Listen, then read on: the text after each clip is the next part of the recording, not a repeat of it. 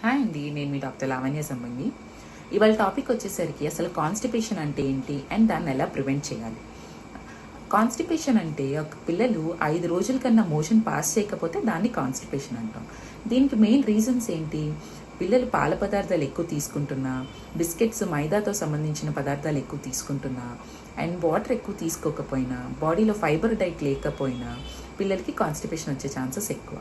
Constipation ఉన్నప్పుడు పిల్లలు ఏమేమి ఇబ్బందులు పడతారంటే పొట్ట నొప్పి అని చెప్తా ఉంటారు. మెయిన్ ఆకలి అనేది ఉండదు పిల్లలకి, అండ్ పొట్ట డిస్కంఫర్ట్ ఉండి పిల్లలకి చాలా ఇబ్బందిగా ఉంటుంది అనమాట. దీన్ని ఎలా ప్రివెంట్ చేస్తాం? మెయిన్ వచ్చేసరికి పాల పదార్థాలు అనేవి తగ్గించండి.